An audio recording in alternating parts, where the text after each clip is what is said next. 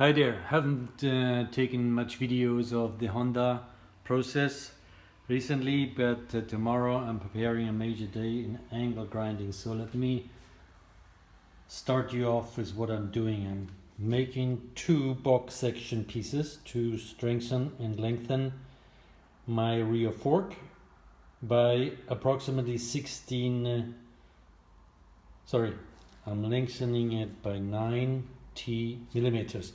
So that's why these pieces are 21 centimeters long. Okay, so here's one, there's another one. That's just out of this box section. That used to be a signpost. Just about the perfect dimensions. So I'm going to do some cleaning up with this. I'm going to make a little point on that tool. I'm repairing my broken screwdriver. I am slicing these plugs, what do you call them? Slugs. Anyway, this is the handbar, right? I'm gonna extend it both sides by 10 centimeters, and that's why I'm putting a 10 centimeter piece in between, so that slides in the bar, and that will then slide over it. So one is slightly compressed and then the other one is slightly expanded. The same material, so that's all that. Then I'm going to grind this down a little. So it sits a bit lower. This is the plate where the tank hangs in. So here I just ordered these pieces of angle U-shaped U-profile iron. My dad's gonna pick them up at my favorite ironmonger in Germany, and then we will continue here. Let me show you this here. Just so, here's something else that's really cool. My chain wheel, rear chain wheel. This was extremely rusted, as you can see. The teeth still have some half decent shape, so that's why I decided to try this. So I have had this in vinegar for probably 3 full 24-hour periods. What I've done then, I have heated it up so until the metal changed color, so it went slightly goldenish here, if you can see that. And then I bathed it in WD-40, which creates a massive steam bath of WD-40. Quite spectacular. So that should hopefully prevent some rust for some foreseeable time. So here's my rear swing arm, and I figured this is this is now slightly out of proportion. So if you want to read my drawing better, then let's reposition that just for you. So new rear axis, which is 12 centimeters further back than it used to be, and that's why I am extending the swing arm by 8.5 centimeters to be precise, and I'm also relocating the front positioning for the axis, so that's also going back. So we're about a total of 14-15 centimeters we're going back. So that's then the rear tire, that's the swing arm in process. This is the top part where the tank sits on top. So here's the tank, that's its bracket. That's the top part of the frame that I can lower by about 15 to 10 millimeters, depending where the frame sits on this chamfered surface here. And here is the, as you can see, the tank's chamfered at the bottom, so whenever this touches, I'm done. I can't put it any lower, so that gives me only about 10 millimeters. Whereas these are important, so I decided to cut my frame apart. So no modification going on the front fork. The U-shaped thingies are for the future modification of the front fork.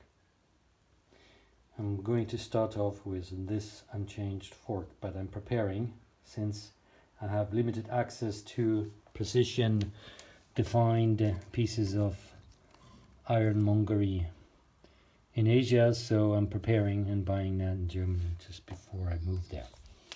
So that's that. Here he wanted to see my boat is being built, so the drawing is done. The dimensions are figured out, so that's the first piece of wood that I'm cutting out.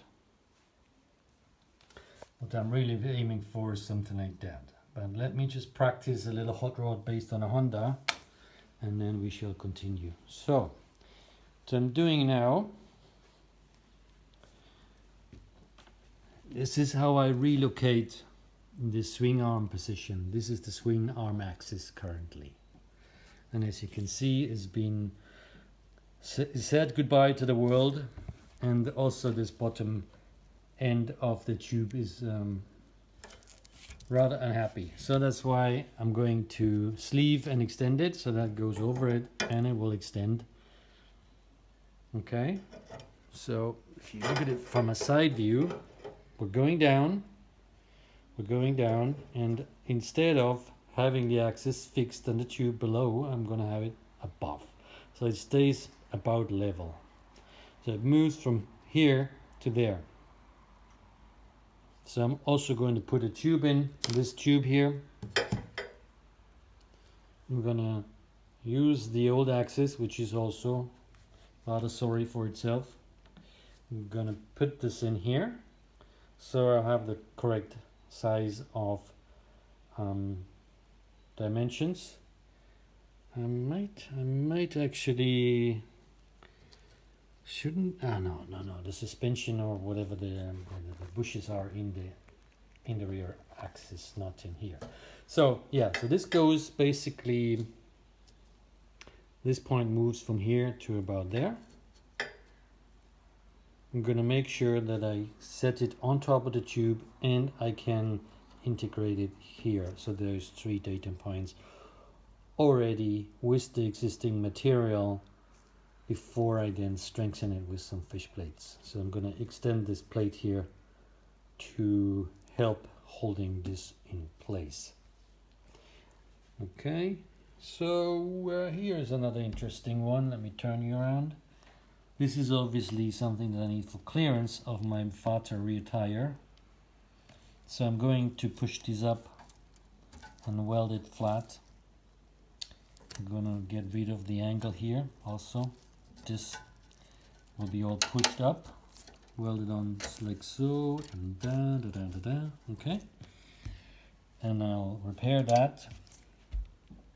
And now we're going to have another look at what happens to my tank position. So here's the white lines. I'm going to grind away all of that so that I can lower my tank, but eventually it's going to touch on this surface here, so we shall see. I'm going to grind it, I'm going to free everything, and then we shall see.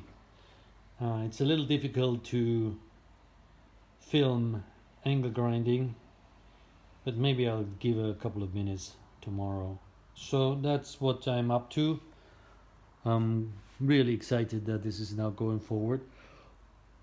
It's quite interesting how simple this motorcycle is built. That's probably one of the key success ingredients to make this such a the biggest selling motorcycle on the planet till to date. Okay, thanks for watching. Please comment, like, subscribe. If you're unhappy about something, explain, let me understand. Don't just put the thumbs down. That's just demotivating. And obviously, if you don't like something, just say what it is. Be a man or a woman. Take care.